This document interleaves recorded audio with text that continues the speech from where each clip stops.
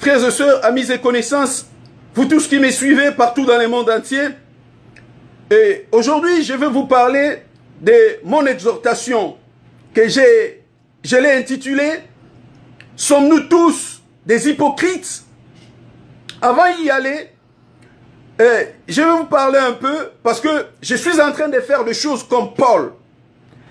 Mes frères et sœurs, j'ai été maltraité par les agences gouvernementales ici aux États-Unis. Donc c'est mon problème. Lorsque je suis devant les vidéos comme ça, c'est pour parler de tout ce qui m'est arrivé. Vous voulez me considérer comme vous voulez, il n'y a pas de problème. Paul, on l'a pris pour un fou, mais finalement, c'est Paul qui avait raison. Il n'avait pas raison, c'est Dieu qui en avait raison. Moi, ce n'est pas un problème. Faites tout ce que vous voulez, parlez de moi comme vous voulez, mais je suis un gagnant, je vous dis vrai. Et nous allons voir comment les choses vont se terminer. Car Dieu est avec moi. Laissez-moi commencer ma petite exhortation que je l'ai intitulée « Sommes-nous tous des hypocrites ?» Le peuple de Dieu, nous devons abandonner notre habitude d'aller à l'église seulement les dimanches et de critiquer les hommes de Dieu après les services ou toute autre réunion. Parlez aux hommes de Dieu et dites-leur quelque chose. Qu'y a-t-il de mal de les corriger? Ce ne sont pas des dieux, ce sont des hommes comme vous et moi. Je suis dans l'église depuis 2002, mais juste après une année, les gens que j'ai dit à mon épouse d'être prudente avec eux ont commencé à dire beaucoup de choses à mon épouse et d'autres ont même dit des choses contre notre couple. Puis en 2009, le faux prophète est venu et mon épouse a commis une grosse erreur en lui disant tout sur nous. Et le faux prophète a profité avec les gens qu'il a rencontrés ici dans l'église, ont commencé à le faire des moyens de détruire notre vie conjugale. La même année, donc 2009, j'ai commencé la guerre avec le faux prophète.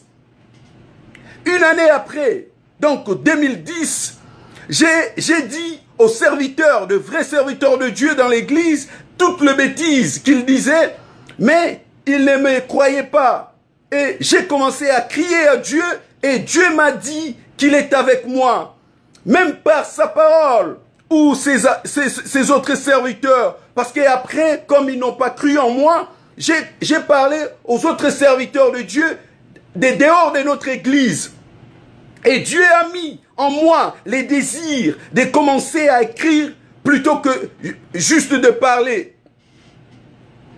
J'ai commencé à écrire comme les habitants des Bérets dans l'église qui aidaient Paul en allant vérifier les Écritures pour l'avancement des lèvres de Dieu, mais ils ne m'ont pas entendu en commençant à m'appeler des noms. Fabricant de nuit, fabricant de troubles, et ainsi de suite. Ils ont même dit que je cherchais les boucs émissaires et j'ai besoin de la délivrance. Ils m'ont convaincu que la délivrance n'était qu'une seule option, même pour mes propres problèmes, parce qu'il était un vrai serviteur. Lui, le faux prophète, il était vrai serviteur, comme le disait le vrai serviteur de Dieu, et que moi, qui troublais les choses dans l'église, jusqu'à ce que je renonce à la lutte en 2012, pour attendre la délivrance, et j'ai demandé pardon à plusieurs reprises. Je me suis assis avec le vrai serviteur de Dieu, pas une seule fois, pas deux fois, mais plusieurs fois, mais dans toutes les occasions, ils m'ont juste dit que j'avais besoin de la délivrance, et ils n'ont même pas répété ou parler de ce que je leur disais sur ces faux prophètes. Ils n'ont même pas répété une seule fois tout ce que je disais. Les vrais serviteurs de Dieu lui disaient toujours tout ce que je disais, et chaque fois qu'il venait de la France, lorsqu'il était encore en France, tout ce que je disais ici, le vrai serviteur de Dieu lui transmettait les messages, lui parlait de tout ce que je disais.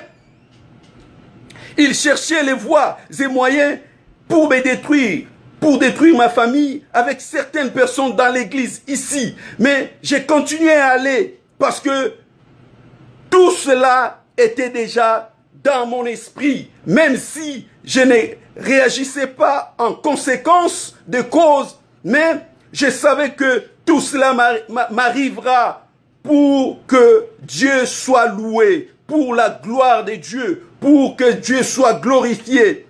Je savais que tout cela m'arrivera. Jephthé est allé demander de l'aide aux gens pour aller à la guerre, mais ils ont refusé. Et quand il est allé seul avec son petit groupe, et Dieu lui a donné la victoire, les mêmes personnes qui ont refusé sont devenues jalouses. Et en voulant les tuer avec sa famille, est-ce que c'était Dieu qui avait demandé à Jephthé d'aller demander de l'aide aux hommes? Moi, j'ai demandé les aides aux hommes. J'ai écrit. Pourquoi tu as... Est-ce que c'est Dieu qui t'a parlé? Mais vous allez lire ça dans Juge. Vous allez lire ça dans Juge 11, 4 jusqu'à 9, 12, 1 jusqu'à 6. Vous me haïssez pour rien. Vous me haïssez pour rien. Néhémie est allé reconstruire sa patrie avec les étrangers, mais Dieu ne lui a pas dit quoi faire. Mais Dieu lui a simplement donné son approbation qui lui était suffisante, mais lui-même a également demandé de l'aide aux gens qui ont accepté et ses compatriotes sont devenus jaloux en collaborant avec d'autres étrangers qui ne voulaient pas le développement de sa patrie et ont voulu les tuer et l'empêcher de remplir son devoir. Cependant, Dieu les avait tous mis dans la confusion, mais il n'y avait pas de guerre entre Néhémie et son petit groupe contre les autres compatriotes et leur groupe d'étrangers. Est-ce que c'était Dieu qui lui avait dit de demander à l'empereur Artaxerxès la faveur et les lettres?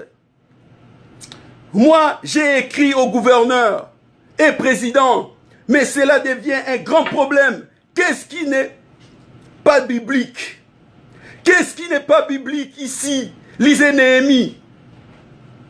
Néhémie 1 jusqu'à 1, 3. Néhémie 2, 1 jusqu'à 11. C'est pourquoi nous devons comprendre le sort des traîtres ici et le sort des étrangers. À ce stade, il est nécessaire de laisser sortir tous les étrangers qui ne contribuent pas au développement d'une nation digne d'elle-même. Si nous ne les délogeons pas, nous devons sûrement devenir des réfugiés dans notre propre patrie.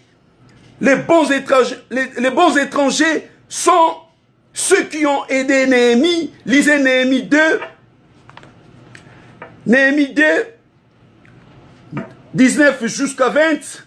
Et Néhémie 3, tous les chapitres, vous verrez que les serviteurs de Dieu étaient entrés aussi dans cette affaire. Les serviteurs de Dieu sont impliqués dans cette affaire. C'est pourquoi nous